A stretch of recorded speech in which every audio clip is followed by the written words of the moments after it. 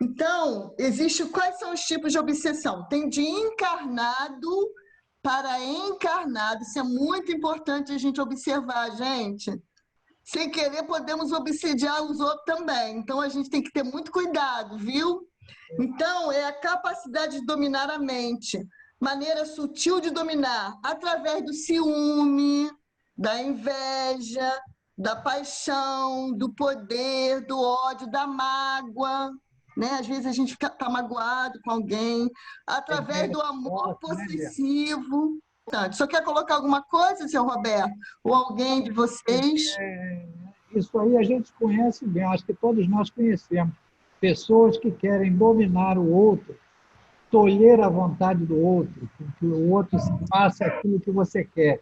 Isso é um tipo de obsessão, e às vezes isso é muito forte. A pessoa acaba ficando meio passivo diante desse domínio que a pessoa quer ter sobre nós, e isso é um problema seríssimo, né? Quantos casos em família, de irmão para irmão, às vezes tem um ciúme excessivo, se acha dono do irmão, não quer que faça nada. É lógico que você pode, as famílias, os pais e as mães têm que ser educados, mas a ideia muito forte de domínio sobre o outro se torna uma verdadeira obsessão. É verdade. Temos que cuidar muito do nosso pensamento. Fundamental, todos nós, né? Tá. Desencarnados para desencarnados. A gente está vendo os tipos de obsessão, tá, gente? Espíritos que dominam outros. Então, isso nós já vimos, né? Ah, bom, existe no mundo espiritual também, nas religiões trevosas, espíritos que dominam outros espíritos, né? Outros espíritos, mas se colocam numa posição mais frágil, né? Então, existe esse tipo de desobsessão também. Sintonia através da lei da atração. Por isso que é muito importante a gente ver que grau de sintonia, né, que a gente está atuando. Então, os semelhantes se atraem. Então, os pensamentos atraem espíritos com os mesmos interesses. Então, é preciso ter muito cuidado. Então, lá no mundo espiritual, eles formam cidades, colônia, núcleos, né? Assim como existem é, é, colônias de amor, de refazimento, de sofrimento, existem também esses locais de treva na espiritualidade, né? Então, a obra Libertação aborda a história de Gregório, que ele comandava espíritos desequilibrados em estado de subjugação. Então, existe também esses poderios da espiritualidade inferior, né, dos nossos irmãos que estão em desequilíbrio. Eliane, se nós temos aqui fisicamente essa ideia de dominar o outro, nós vamos atravessar para o outro lado com essas mesmas ideias. E vamos querer ainda continuar dominando.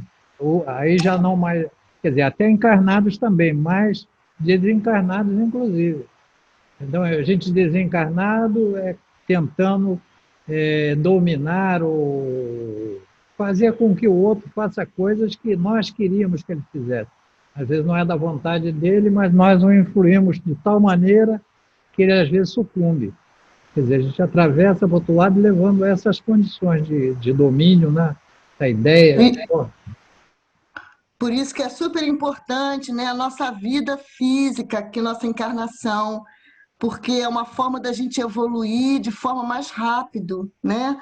Fazer a nossa transformação íntima para que a gente possa cada vez mais, né, melhorando a nossa condição espiritual, né? Sendo espíritos mais libertos, mais felizes, né? É bom a gente estudando isso, porque a gente sente a necessidade de ir nos reformando. Naturalmente, isso não vai acontecer imediatamente, mas se trabalharmos isso, nós vamos deixar de ser desse jeito e vamos para o mundo espiritual em uma condição um pouco melhor, né? Do que se a gente mantiver essas nossas manias de ser superior ao outro, de ser dominadores do outro. Tudo isso vai influir na nossa chegada do outro lado também. Com certeza. Alguém quer colocar alguma coisa? Podemos passar?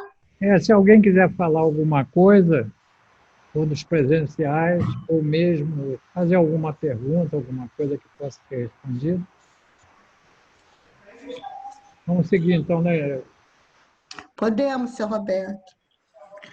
Então, aqui ele está relacionando que na obra, nos bastidores da obsessão do médium Divaldo Pereira Franco, através do espírito Manuel Filomeno de Miranda, tem o relato do Dr. Teófrastos, com incapacidade de perdoar, pois foi queimado pela Inquisição em 1470, e ele comandava uma falange contra os espíritos encarnados. Então, esse espírito ficou, né, como ele sofreu todo o processo de Inquisição na Terra, ele foi queimado em 1470, e desde aquela época ele ficava obsediando aqueles encarnados que foram vinculados àqueles processos dolorosos que ele sofreu, né? Então, irmãos nossos que passam pelas dores, pelo sofrimento e demoram, né, a se reabilitar perante a vida, né? Então, por isso que é muito importante a nossa compaixão, a oração, a vivência cristã, né? E vermos que esses nossos irmãos também são vítimas, foram vítimas no passado e se colocaram como algozes. Por isso que Jesus diz, né, que a gente deve se reconciliar com o inimigo enquanto está a caminho com ele, que é mais fácil, né? Daí a nossa necessidade de mantermos sempre o perdão, né? Porque a gente não sabe do nosso passado. Hoje, graças a Deus, conhecemos o Evangelho de Jesus, né? E estamos buscando nos reabilitar perante a vida, todos nós, né? Isso é muito importante. E esses irmãos também que estão no lugar de obsessores, como diz, né? Eles também, a partir do momento que eles forem tocados nas reuniões mediúnicas, como é importante, né? E também a vivência dos obsediados, de todos nós que estamos encarnados, sempre quando a gente faz uma leitura boa, uma prece, abre uma página, a gente ajuda também aqueles nossas companhias espirituais que nem sempre são nossos amigos, né? Então a gente tem relato na literatura espírita que muitos obsessores passam a ser amigos, protetores dos obsediados, né? Então, é a lei do amor que está em todo o universo, isso é muito maravilhoso, né? Então, é Eliane, isso aí. essa situação da Inquisição foi muito forte, né? E até hoje, de vez em quando, nós recebemos espíritos ainda dessa época com uma raiva muito grande porque passaram por esses processos de castigo, de morte mesmo. Sim, seu Então, eles Roberto. não querem perdoar de jeito nenhum, eles ficaram muito magoados. Quem promoveu essa Inquisição, inclusive, era membros da própria igreja. Pois é. Então, a pessoa tinha uma confiança cega num padre, e, de repente, o padre se voltava contra ele. Normalmente, as pessoas que tinham mediunidade acabavam sendo perseguidas e mortas. E Muitos esses médios foram espíritos para as fogueiras. confiavam nesses padres, bispos, às vezes até de hierarquia maior, e eles promoveram isso. Então, esses espíritos ficaram com ódio mortal e milenar dele. Né? Tem casos aí de espírito que chega aqui dessa época, isso foi 1470, você vê quantos anos já? 600 e poucos anos. 630 anos. Então, esses espíritos têm os motivos dele. Aí, para conversar com eles e tirá-los dessa fixação na época por aquilo que eles passaram, para que eles possam prosseguir, nós às vezes gastamos muito tempo, temos que conversar muito para tentar convencê-los a mudar, deixar o outro seguir, entendeu? Então, esses processos aí a gente conhece muito, nós que trabalhamos em reunião mediúnica. É verdade, infelizmente, né? Muito de nós, no passado, usou mal o Evangelho de Jesus, né? Usou mal. E, graças a Deus, hoje a gente está trilhando um bom caminho, né? E muitas das pessoas que se dizem ateus hoje, muitos deles foram muito violentados no passado, né? Por religiosos, aí tomaram muita aversão às religiões, né? É verdade. Então, a Inquisição foi um período muito triste na história da humanidade. Essa semana que passou agora, eu postei muitos vídeos no Facebook sobre mediunidade. Um deles é do projeto Manuel Filomeno de Miranda. São, parece que, 2 partes, mas são 4 horas de vídeo. Mas vale a pena ver, porque tudo isso que nós estamos estudando aqui está relatado na obra de Manuel Filomeno de Miranda. Então, eu vou postar, muito bom. O Paulo falou, eu vou postar no próprio grupo mediúnico, nesse grupo, para que vocês possam ir estudando isso. Sim, Antônia? Muito bom. Eliane, deixa eu colocar no filme, é importante lembrar, no filme do Divaldo, tem uma cena em que o obsessor dele aparece, né, definitivamente para ele, e a gente acaba entendendo por que ele sofria aquelas perseguições. É o Máscara Negra. E já estava com ele há 400 anos, né, parece. E finalmente lá ele acabou recebendo uma criança que encarnou como a mãe dele. E aí, gente, é linda essa cena, né? Os atores, agora me fugiu o nome dele. Uma cena maravilhosa. Ele mesmo acaba se caindo em si, né? O obsessor, que era tão malvado. Porque você vê o outro, que no caso do Divaldo, aquele espírito via ele como uma pessoa muito má, naturalmente se reportando ao passado dele. O ódio era tanto que ele não conseguia observar que o Divaldo estava trabalhando agora pelo bem. E ele só foi acreditar nisso no dia que o Divaldo recolheu uma criança que seria o espírito da mãe dele, que estava encarnado naquela criança, disse que muito feio, muito deformado, e o Divaldo acolheu ele com todo carinho. Aí, através do amor, ele quebrou aquele ódio.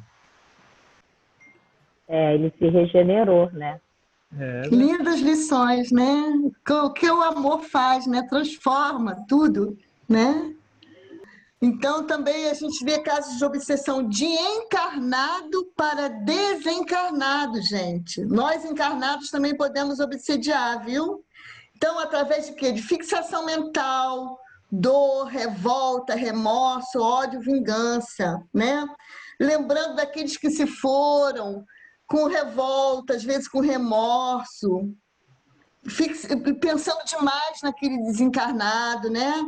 Porque aquela criatura já passou a fase dele aqui na Terra, então vamos vibrar para que seja acolhido, seja cuidado, e aí a gente se libera e libera o outro também, né? Então, também através do amor egoísta e possessivo, quando a gente perde os amores, nossos amores, quando a gente não fica lembrando demais, né? Daquele afeto, daquela pessoa que foi tão importante para a gente, que continua sendo, né? Mas que já desencarnou. Por causa de briga de herança, uma coisa muito séria, essa questão de herança.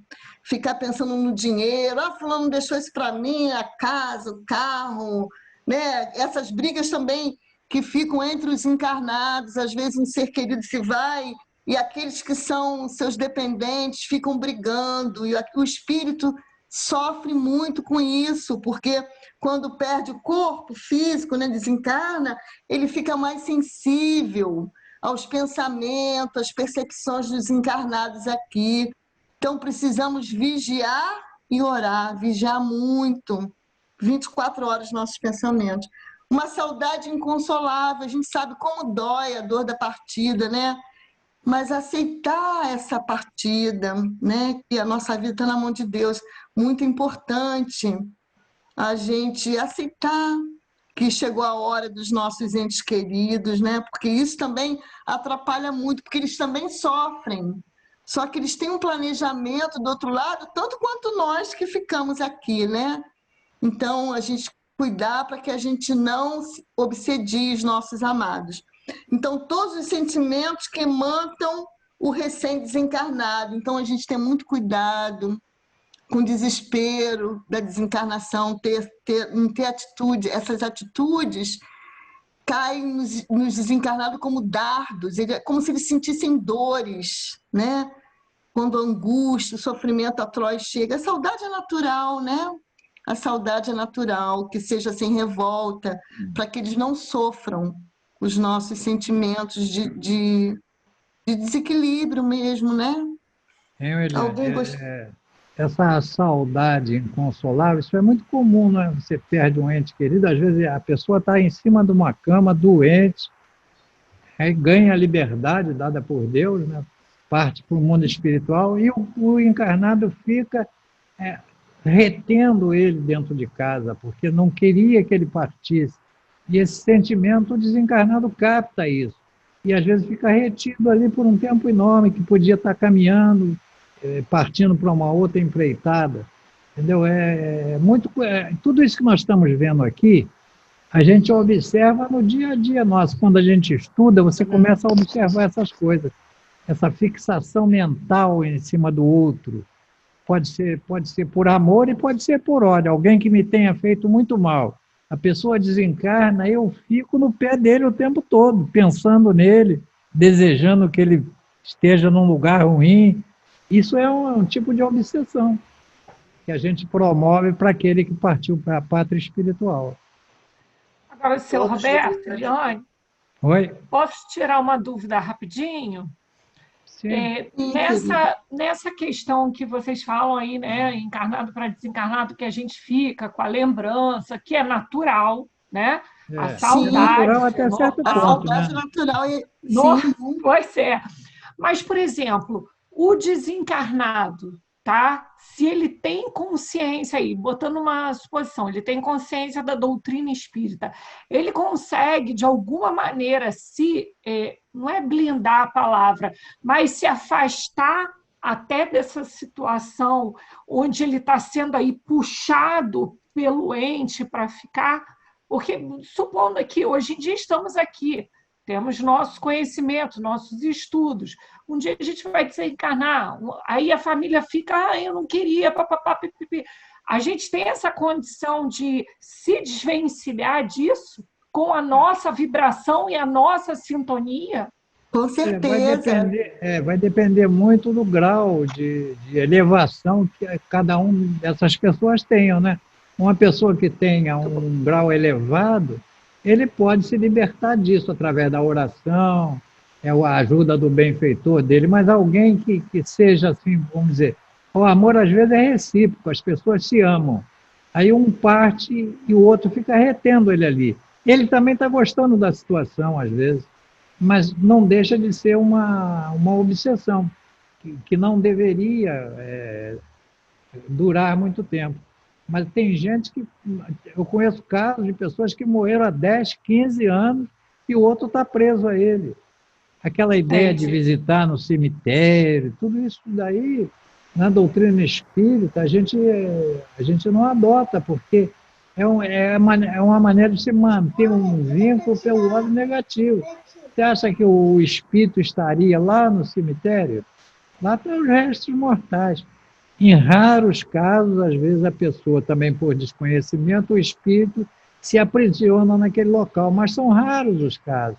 A maioria quer seguir o caminho, quer a liberdade de continuar a sua vida, a sua evolução. E aí o encarnado, às vezes, não quer deixar. Atrai pelo pensamento, que a atração ela se dá via pensamento. Eu fico pensando no outro de tal forma que eu não deixo ele se desligar de mim, a não ser que esse outro tenha uma elevação muito grande e consiga ele contornar isso, né? Existem casos de pessoas que não se subjugam a isso. A pessoa tem uma elevação moral tão grande que ele é independente. Então ele vai, apesar de eu querer retê-lo, mas ele não vai permitir isso. E eu queria só complementar, Eliane, que quanto maior conhecimento nós tivermos, é bom não só para a gente, como para as pessoas que estão ao nosso redor. Às vezes a perda de entes queridos causa uma dor tão grande e muitas das vezes a gente não sabe nem como transmitir alguma coisa a ela. Então, esse conhecimento que a gente tem sobre isso, eu acho que é muito importante. E, na medida do possível, a gente puder levar alguma palavra, né? Isso é importante, pode até confortar a pessoa também. Né? Só isso que eu queria acrescentar. É verdade, é muito importante. E, às vezes, Cristina, não sei, eu acho que foi Chico que falou, às vezes tem situações tão difíceis que nem tem nem como a gente falar uma palavra. Às vezes um abraço, né? Porque tem situações de tanta dor, né? O Chico, quantas vezes o Chico, nos relatos dele, quando ele recebia uma mãe, ele só abraçava e chorava junto, porque ele dizia que ele não tinha palavras para falar, né? Então, eu acho que tudo é energia do amor, porque às vezes as palavras faltam, né? Porque a gente não tem a palavra certa. Mas estar junto com aquela pessoa e fortalecê-la é tudo que a gente pode fazer, né? Eliane. Oi, seu Roberto. Encarnado para o encarnado, domínio. Ah, tá. Esse domínio que se sente, do que se sente prejudicado sobre a vítima, quer dizer, você continua tentando prejudicar a vítima de alguma maneira. Ou então, se você não quer fazer isso diretamente, você coloca espíritos contratados que não têm relação com a vítima diretamente, mas são assalariados, eles levam alguma vantagem para fazer isso. É um tipo de obsessão também, do desencarnado para o encarnado. Alguém quer falar alguma coisa? Tem alguma dúvida? O texto está bem claro. Está bem claro, né, seu Roberto? São essas organizações, né, que existem, trevosas, né? A obsessão recíproca. Vivem em regime de pensamentos e vibrações, em verdadeira simbiose. Né? A gente até falou um pouco sobre isso. São paixões avassaladoras que os tornam cegos a outros acontecimentos, egoísmo a dois. Via de regra, acabam em tragédias. Né? Então, essa coisa de obsessão recíproca. Né? Eliane. Oi? Isso pode ser no plano físico, um atuando sobre o outro, quase que engalfinhados ali, ou então no plano espiritual também, né? Às vezes é verdade. Continua esse processo no mundo espiritual. Sempre um processo de desamor, né? É muito triste, a obsessão recíproca também. São situações dificílimas, né? Porque são duas vontades se degradando, unidas fortemente por uma paixão avassaladora. Quer dizer, eles não conseguem se controlar. Então, o desmanchar isso aí é muito difícil. Tem que haver um despertamento, pelo menos de uma das partes, né? Para que ela possa se libertar e seguir, e deixar a outra também seguir o caminho dela. Uma dependência vibratória muito grande. São as paixões, né? São as paixões na Terra, difícil, né? Também. O amor é uma coisa normal, mas a paixão cega, possessiva, ela é prejudicial aos dois, né? Porque às vezes isso é recíproco mesmo. Às vezes é de um só para o outro, mas às vezes é recíprocamente. Há uma reciprocidade no processo. Os dois se querem tanto que não se deixam andar. Ninguém quer libertar o outro. Fica como se fosse um domínio constante um sobre o outro. Isso é muito prejudicial. E nos desencarnes, assim, também essa coisa prossegue no mundo espiritual. E é muito difícil trabalhar essas questões. Até os fios vibratórios se misturam também de um com o outro. Juntos e misturados. Perigoso. Verdade, Podemos passar, seu Roberto? Ah, tá. Autoobsessão. Alguns estados doentios derivam do espírito do próprio indivíduo. né? Nós já vimos isso também, né? Porque, assim, são estados da alma doentia, né? Doentes imaginários, vítimas de si mesmos, cometendo excessos com a própria saúde. Então, isso remonta lá na nossa questão das dificuldades que a gente, os encarnados já trazem, né? Nós encarnados, de processos dolorosos nessa vida. Então, precisamos nos cuidar, né? Contra a autoobsessão, né? Esses estados doentios que precisam de tratamento, de terapia, né? Todos nós devemos nos cuidar contra essa situação, né? Que pode acometer qualquer um de nós. Entre encarnados de hipocondríacos, né? Nós vivemos doentes, imaginariamente, não conseguimos nos curar. Você vai no médico, faz tudo quanto é exame, não dá nada. Porque a doença é imaginária, é uma autoobsessão. Isso procede naturalmente de algum comprometimento de outras vidas, alguma coisa levou a gente àquele estado. E é muito difícil também de sair se não tiver uma terapia, ou mesmo, de repente, nesses casos, às vezes é aconselhável uma regressão. Existem pessoas que fazem isso, embora a doutrina não recomende muito, mas existem pessoas que entram nesse processo e estão submetidos a uma regressão de memória para ver onde iniciou esse processo, qual é o ponto crucial disso. Então a gente fica se auto-obsediando o tempo todo. É um ciclo vicioso que a gente não consegue sair dele. Iriane, isso seria um tipo de suicídio? Eu ia falar exatamente isso. Quem falou? Nina. A Jocely. Oi, Nina. E acabar de falar se esses estados doentios culminam num possível suicídio. Não sei. Depende. Se houver um processo assim de sofrimento que leve a alguma atitude, né, errada, né? Porque às vezes a pessoa tem um processo assim de autoobsessão e tudo, mas está se cuidando, né? Mas não está interferindo no corpo físico. Algumas vezes sim. Esse processo pode levar também ao uso de substâncias, de atitudes impensadas também, né? Mas existem muitos estados que as pessoas pensam que estão obsedadas. Tem um espírito me obsedando. E às vezes não é. É o próprio espírito que... Nós somos criaturas que reencarnamos para vencer dificuldades, né? Então, nós trazemos muitas situações para serem trabalhadas, né? Então, é muito importante a prece, né? A vigilância e também as terapias, quando se fazem necessárias, em esses estados psicológicos que demandam necessidade de tratamento, né? É muito importante. E todas essas situações têm graus. Tem umas que são muito fortes, então pode conduzir a pessoa ao suicídio, sim.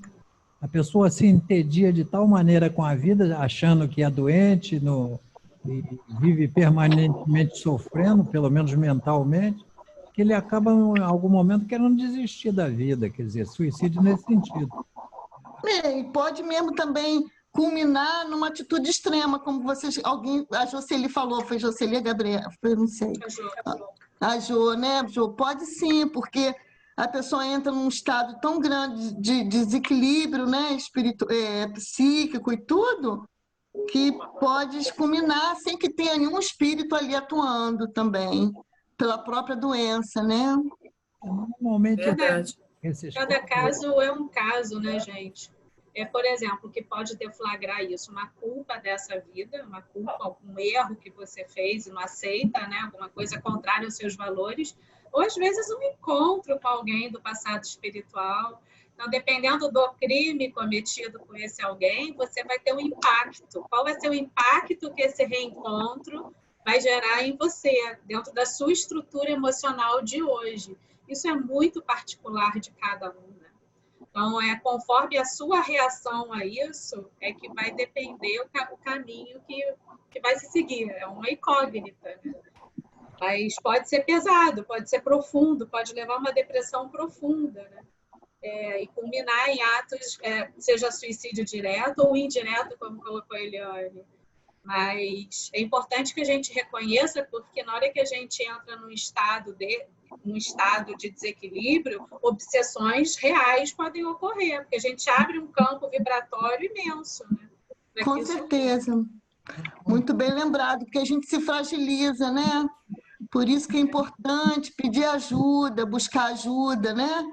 E todos esses processos espirituais têm processos físicos, emocionais, é tudo junto, porque nós somos espíritos, a gente tem uma bagagem grande, mas todos nós estamos a caminho da luz, né? Buscando essa ajuda no corpo físico, que o corpo é um abafador, inclusive, do nosso passado.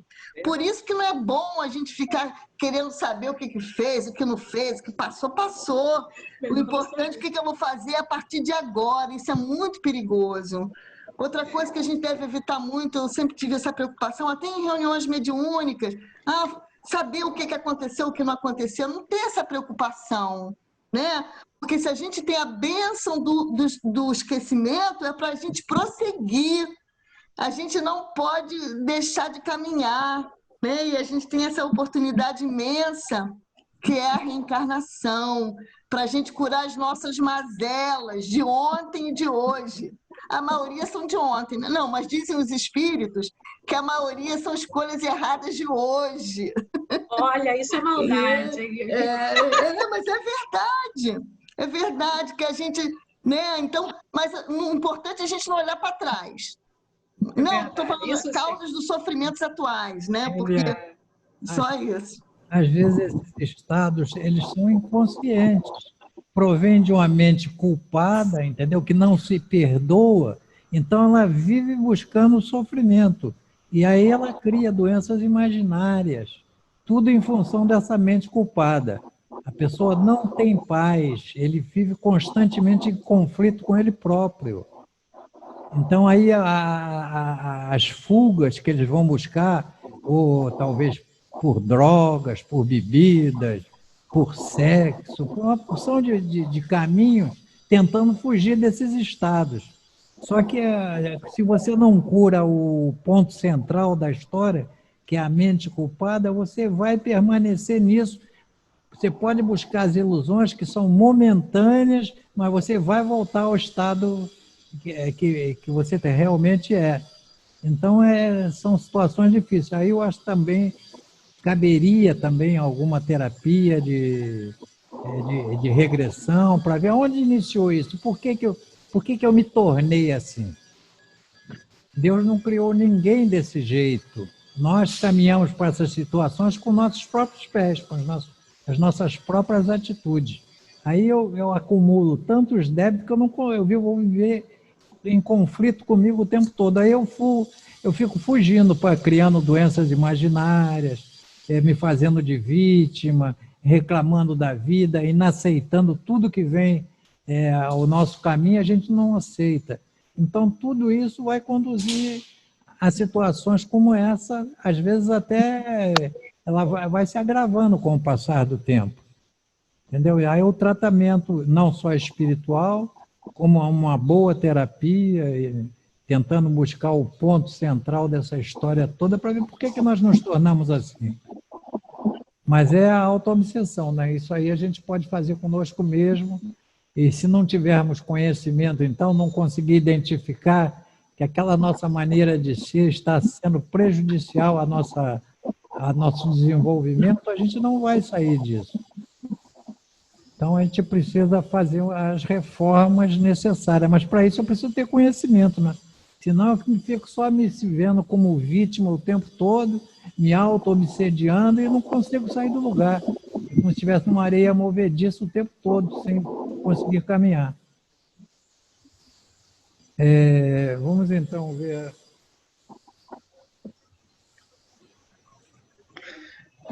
Eliane. Oi, seu Roberto. A mágoa e o azedume, tanto quanto a personalidade supostamente exótica de que dá testemunho, tudo procede dela mesma, ante a aproximação do antigo desafeto, que ainda o persegue do plano espiritual.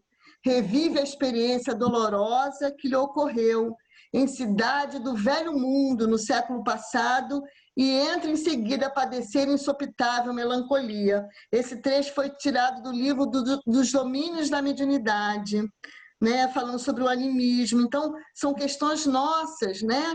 Que quando a gente entra nesses estados espirituais de mágoa, de azedume, né? A gente faz um plug, uma ligação com os nossos desafetos também no plano espiritual, né? Então, para a gente cuidar dessa mente, né? Com mais otimismo, buscando ajuda, é sempre importante, fundamental, né? Que está relatando no capítulo 22, nos domínios da mediunidade. Tem material muito rico sobre tudo isso, né? Sobre as questões da obsessão e da mediunidade, falando sobre essas questões. É o passado voltando ao presente, né? Constantemente, como ele diz ali, esse capítulo é imersão do passado. Você emerge do passado com toda aquela problemática que foi sendo criada, acumulada, com tudo isso aí, mágoa, azedume, tanto quanto a personagem supostamente exótica de que dá testemunho. Tudo procede dela mesma. Quer dizer, é ela que armazenou tudo isso. Ante a aproximação do antigo desafeto, que ainda a persegue do plano espiritual. Revive a experiência dolorosa que lhe ocorreu em cidade do velho mundo, no século passado, e entra em seguida a padecer insopitável melancolia. Quer dizer, você não tem momentos de paz, entendeu? Você vive constantemente fazendo esses mergulhos no íntimo, buscando todas aquelas dores, todas aquelas experiências amargas. Então, são situações de auto-obsessão, né? A gente se auto-obsediando. É uma continuação daquele item anterior. Obsessão simples. Dá-se o nome de obsessão simples quando um espírito malfazejo se impõe a um médium, se imiscui a seu malgrado nas comunicações que ele recebe, o impede de se comunicar com outros espíritos e se apresenta em lugar dos que são evocados. Aqui lembra a obsessão na mediunidade, como ocorre, né, na obsessão simples, que às vezes aquele mesmo espírito se faz passar por outros. Então, aí o cuidado, né, de todos nós, médiuns, né, tentando influenciar, né, o espírito, o médium. Então, a obsessão simples é aquela coisa assim, bem leve, a gente não nota quase, passa meio que despercebido, e se ela continua, ela vai se agravando para chegar nos outros tipos de obsessões, né? É verdade. Vamos passar. Este gênero de obsessão é, portanto, apenas desagradável e não tem outro inconveniente, além de opor obstáculos às comunicações que se desejarem receber de espíritos sérios ou dos afeiçoados, né? Então, esses espíritos chegam sempre para o médium se fazendo, dando outros nomes e tudo, então, para observar, né? Nas questões mediúnicas também, as comunicações. A gente está sendo, na verdade, aí na obsessão simples, a gente não percebe, mas a gente está sendo enganado devagarinho, sutilmente, e a gente vai embarcando, né, E aí, Eliane, aí se coloca também os espíritos zombeteiros? Também. Às vezes é intencional, às vezes não, né?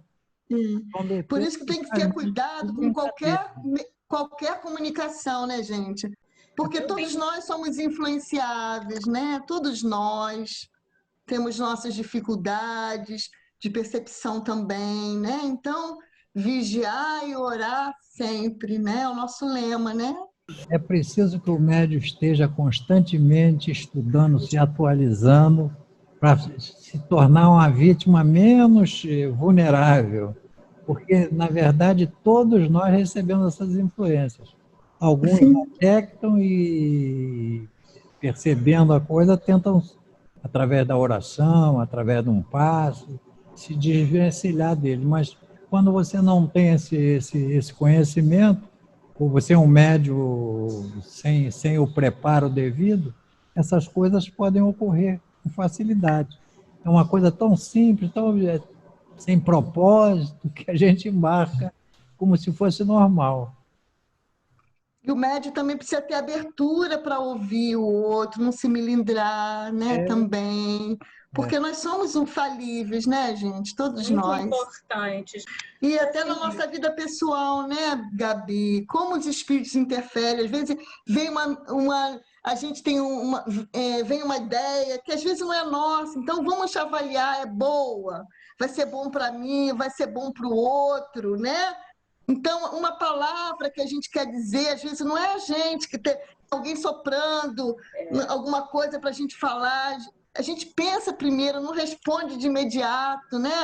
Porque aí a gente evita muita situação desagradável, às vezes uma palavra, né? A obsessão simples é parasitose, comum em quase todas as criaturas, em que se considerando natural o intercurso psíquico vigente em todas as partes do universo.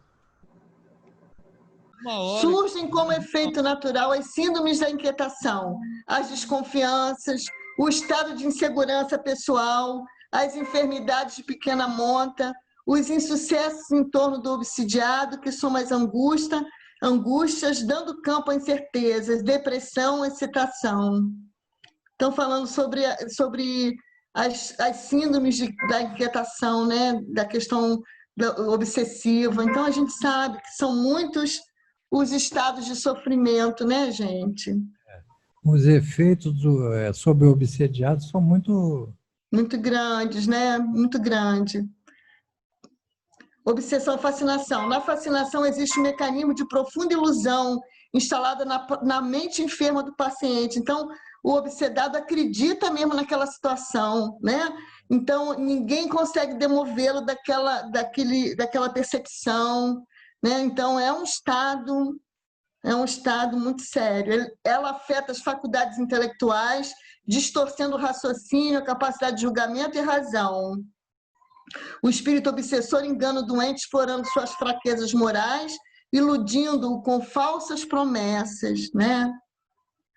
O que se deve pensar dessas pessoas que parecem ligar-se a certos indivíduos para levá-los fatalmente à perdição ou para guiá-los no bom caminho? De fato, certas pessoas exercem sobre outras uma espécie de fascinação que parece irresistível. Quando isso acontece para o mal, são maus espíritos, de que se servem outros espíritos maus para melhor subjugá-las. Deus pode permiti-lo para vos experimentar. Então, gente, existem, né, nos dois lados da vida esses estados de fascinação. Muitas vezes líderes religiosos, né, também processos obsessivos influenciam negativamente. Então, nós temos o livre-arbítrio de acolher o que é bom para a gente, o discernimento. Então, temos que avaliar todas as situações. Esse estado de fascinação existe em nos dois lados da vida, né? Nos grupos de encarnados e desencarnados, né? E durante toda a história da humanidade, a gente teve casos desse, não só na religião, como na política, em todos os estados, em todas as situações. Então, a gente tem que ter muito cuidado com tudo que se afasta dos ensinos de Jesus, porque não são bons, né? Então, tudo que fere a nossa mente, a nossa percepção, tudo que for contrário ao amor, não é bom, não é bom. Então, isso está nos alertando que Deus permite isso para que a gente também cresça, evolua, para que a gente se aperceba das questões, né? Isso acontece também, como nos casos anteriores, nos dois planos, né?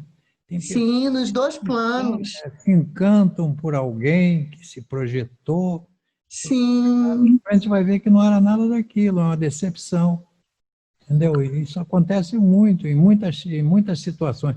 Você se encanta, às vezes, com um professor, acha ele muito inteligente, de repente ele está falando coisas que você já não concorda com ele. Entendeu? Então, é uma fascinação. Eliane, então aqui nós podemos passar, né? Podemos sim, seu Roberto, né? Um fascinado não admite que está obsediado. O defeito moral que o provoca a fascinação é o orgulho. Então, é importante a gente ouvir as pessoas ao nosso redor, né? Porque muitas vezes a gente se engana também. Todos nós somos passíveis. Por isso que a humildade é importante, né? Como é que a gente está... Todos nós somos passíveis à fascinação, né? Então, é ouvir o que diz o discernimento, o que diz as nossas crenças, como a gente está no mundo, né? Isso é muito importante para se precaver, né, desses estados de fascinação. Os estados mais difíceis é esse. Quando você está fascinado, você não admite que está sendo obsediado. Então, você se julga um ótimo médium, as suas comunicações são as melhores, e qualquer pessoa que fale contra isso, você vai contra ele, você não aceita. Isso é fruto do orgulho, da vaidade. Entendeu? Se a gente não permitir a intervenção de um outro companheiro, mostrando para a gente aquilo que a gente não está conseguindo ver, nós vamos ficar encantados aí por um bom tempo. E, logicamente, dependendo do encantador, né, se ele for de pouca moral, ele vai levar a gente a situações dificílimas também. Vai fazer a gente fazer coisas ridículas e nós nem percebemos que estamos fazendo. É quase que como se fosse um encantador mesmo. Então, ele encanta a pessoa de tal maneira que a pessoa acha que ele é o amigo dele. Ele se passa por a melhor pessoa do mundo. E o fascinado não percebe isso. Aí, quando alguém fala contra, essa comunicação que você deu, precisa analisar que ela não está parecendo que é dessa pessoa que está dizendo ser. Aí a pessoa fica zangada com você, se ofende, às vezes se afasta da reunião. Então, é uma situação muito difícil. O fascinado colabora para a fascinação. Então, a obsessão e subjugação aí já é uma outra situação mais grave ainda. Se bem que eu acho a fascinação mais grave porque você não reage. A subjugação você ainda pode reagir se você for ajudado, mas a outra é mais perigosa. Vamos lá, Eliane. A subjugação é uma constrição que paralisa a vontade daquele que a sofre e o faz agir a seu malgrado. O paciente fica sob um verdadeiro jugo. Pode ser chamado de possessão também. Então, perde a vontade, se vira, né, um joguete, né? Então, ela perde completamente a sua capacidade de agir, né? É um domínio total, né, de um desencarnado sobre um encarnado. Então, é difícil por isso, porque a pessoa perde a sua vontade de ser e prevalece a do outro, que é mais forte. E a gente para reagir, primeiro tem que se identificar esse julgo mais forte e tentar buscar uma casa espírita, tentar buscar uma reunião que possa tratar da situação. Às vezes, nesse caso aí, até mesmo um médico, para poder passar uma medicação que minimize os efeitos espirituais sobre a pessoa, também pode funcionar como tratamento, né? Fundamental sempre, né, seu Roberto, assistência médica, né? Porque, inclusive, vai atuar no cérebro, em locais que até diminui a interferência, né? Muito importante, muito importante. Porque essa subjugação aqui, às vezes o médium está em lugares indevidos, ele, de repente, dá passividade, porque ele está subjugado pelo outro. Entendeu? Ele não controla isso. Então, o tratamento aí vai incluir, de repente, um tratamento psicológico, um tratamento medicinal mesmo, e um tratamento espiritual, sobretudo, para poder tentar tirá-lo daquela condição. Subjugação física ou corporal. No caso da subjugação corporal, o indivíduo é constrangido a praticar os atos mais ridículos possíveis, apesar de ter plena consciência do que faz contra a sua vontade. Às vezes Uma situação muito difícil. Casos exóticos, né? Quer dizer, exótico assim, você vendo de fora, porque o caso é muito grave. A pessoa imitando animais, se rolando no chão, sei lá, fazendo coisas assim bem difíceis de compreender, mas para ele aquilo é natural, ele não percebe a gravidade da situação, se joga no chão. É um domínio mesmo, que você perde a sua vontade. Subjugação moral. O ser obrigado a tomar decisões frequentemente absurdas e comprometedoras, que por uma espécie de ilusão ele julga sensatas. É como uma fascinação. Então a pessoa, né, fica completamente sob o julgo do outro, né, do espírito, e faz muita besteira mesmo, né? Por isso que é importante também o estudo da mediunidade, né? Porque aí a pessoa vai começando a aprender a lidar com esses espíritos comunicantes, né? Porque assim, nas reuniões espíritas, convencionais espíritas, né? Existe toda uma caminhada para esse processo mediúnico, né? Porque muitas vezes o espírito vem com vontade de fazer uma opção de coisa mesmo, né? De bater na mesa, de fazer algumas situações. Mas com o estudo, o médium vai aprendendo a trabalhar essas questões também, entendeu? Para que quando vá para a reunião mediúnica, esse ser mais suave, porque o médium vai aprendendo a tomar conta, assim, dele tomar conta da situação. E aí já não deixa o espírito fazer o que quer, entendeu? Dentro de uma reunião espírita, das nossas casas, a gente tem esse cuidado, entendeu? Existem várias orientações mediúnicas para diferentes agrupamentos, né? Mas no caso da doutrina espírita, o médium começa, nesse preparo para ele entrar na reunião mediúnica, ele também estuda sobre isso, para ele não permitir que o espírito faça tudo isso, entendeu? Até nas reuniões espíritas, não pode acontecer várias comunicações juntas, entendeu? Numa reunião, numa casa espírita mesmo, assim, com essa orientação espírita, é mais tranquila as comunicações, entendeu? Mais de dois, eu acho que é só 2 médicos que podem dar passividade juntos, não pode ter muito barulho na sala, o médium só deve dar 2 comunicações, 3 no máximo, existe toda uma ordenação que vai variar de grupo para grupo.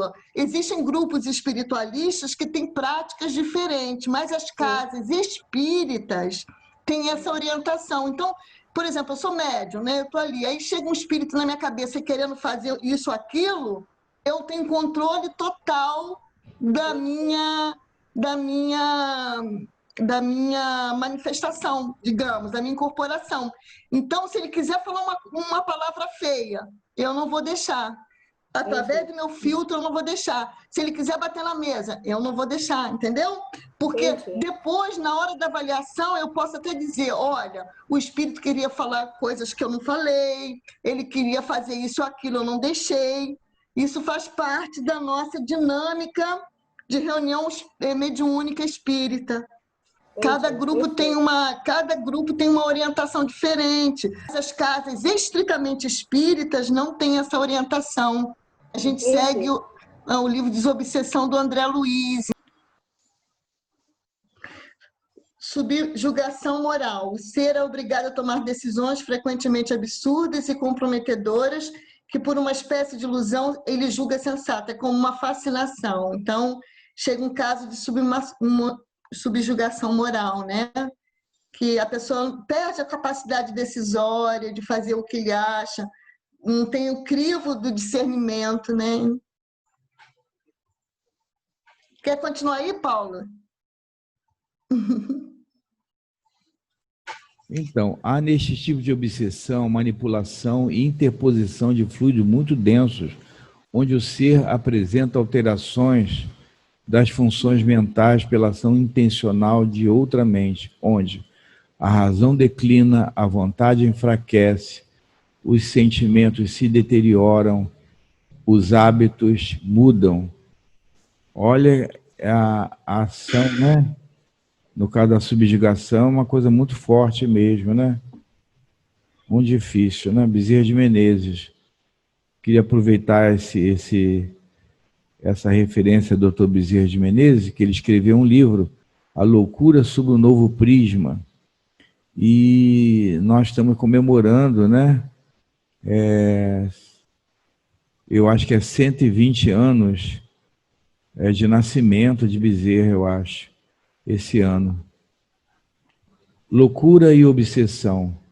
A loucura provém de um certo estado patológico do cérebro. E, naturalmente, o corpo espiritual também está desequilibrado, né? O pensamento fica alterado. A causa primária é uma predisposição orgânica que torna o cérebro mais ou menos acessível a certas impressões, o que é o Espiritismo, capítulo 1. Essa predisposição orgânica, nós sabemos que o corpo espiritual também é um organismo, né? Então, isso se estende ou começa no perispírito, né? Também nesse corpo. No cérebro perispiritual também. Na reencarnação, o perispírito imprime matrizes na estrutura material. Aí está concordando com o que eu estou falando.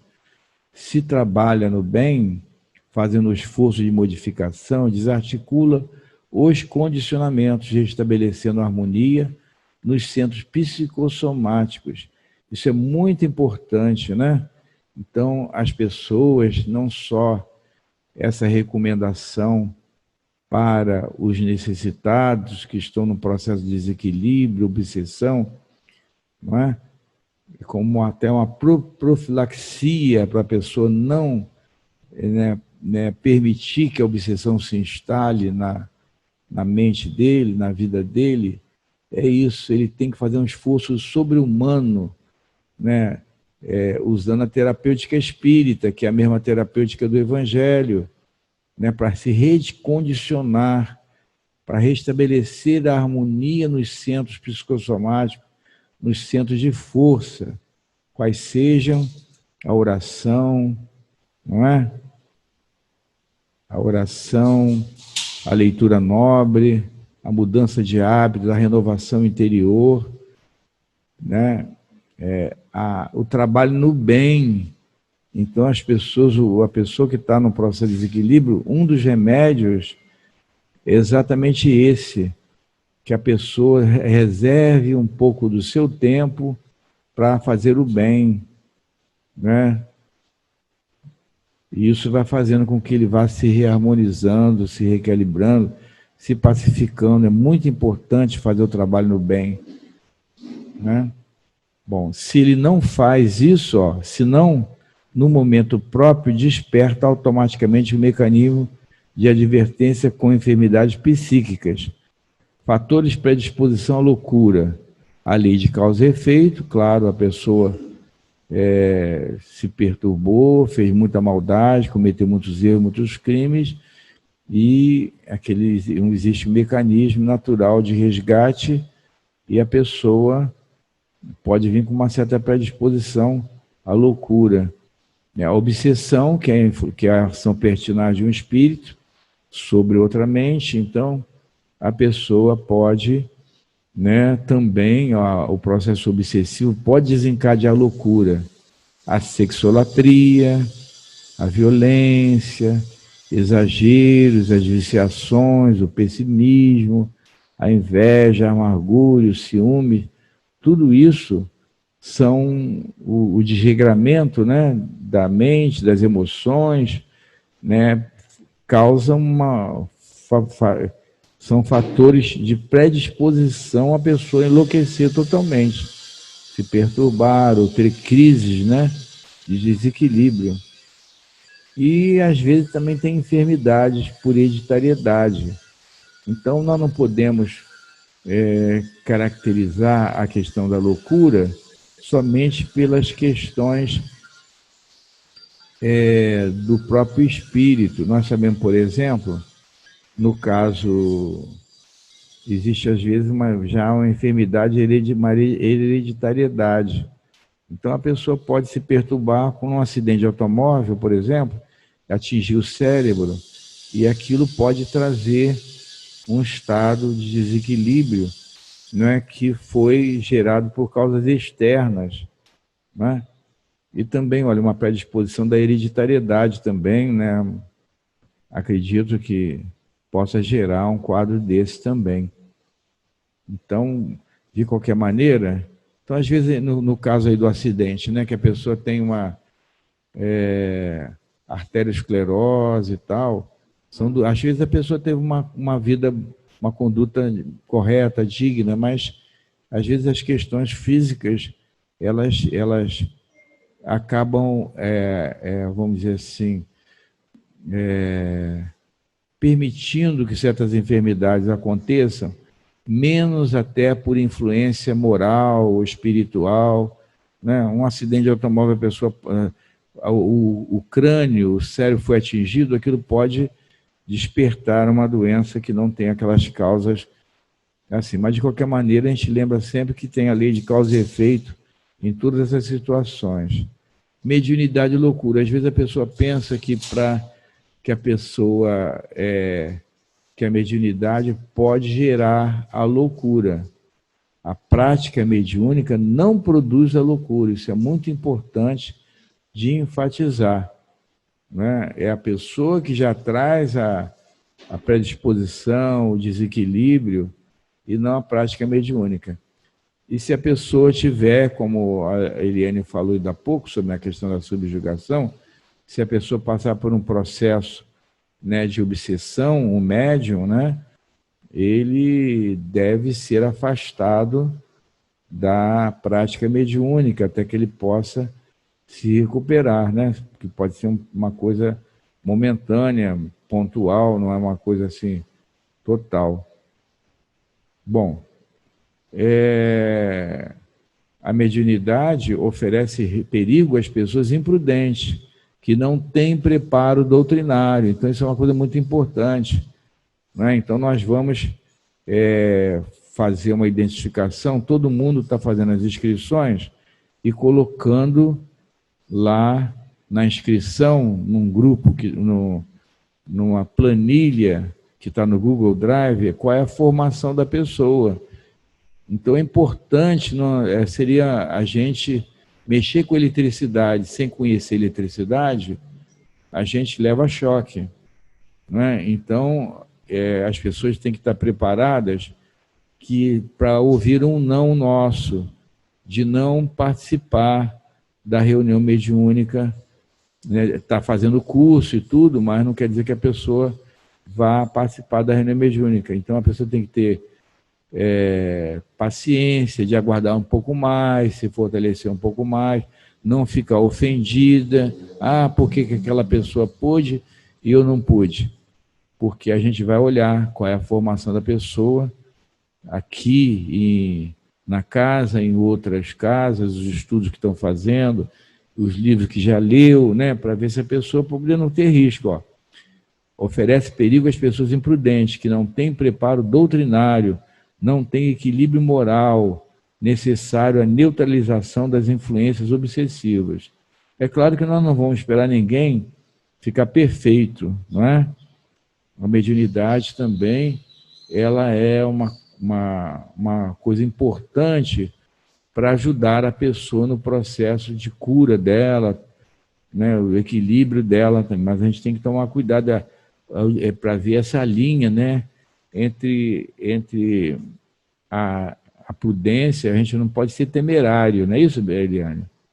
Você pode falar alguma coisa, a Eliane gosta dessas abordagens, né? Bom, eu acho que está terminando. Mas vamos ler isso aqui que o Chico Xavier falou, interessante. Peço sempre aos bons espíritos que me auxiliam com as minhas lutas. Todos precisamos das dificuldades para crescer. Não devemos orar para que não tenhamos problemas, mas sim para que eles não nos embaraçem. A luta é necessária. Quem ora com a ideia de se isentar das provas, ora sem compreensão do espírito da prece. Então, nossas orações, né, elas estão... A gente pedir a Jesus para nos dar força, coragem para enfrentar as dificuldades, os problemas, mas a gente não pode pedir para que os problemas desapareçam na nossa vida. O que o Chico está falando aqui é muito lindo, não é mesmo? Não, a luta é necessária. Quem ora com a ideia de se isentar das provas, olha, ora sem compreensão do espírito da prece e também sem o entendimento da lei de causa e efeito. Não é? Então, nós vamos ainda passar por crises, por dificuldades,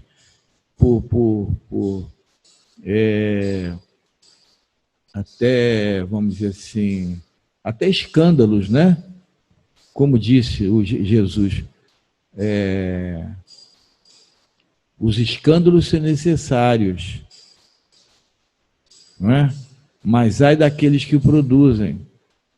Então, nós é que andamos produzindo muitos escândalos ao longo dos séculos. Bom, pessoal, vamos ficar por aqui hoje. Obrigado. Boa tarde para todo mundo.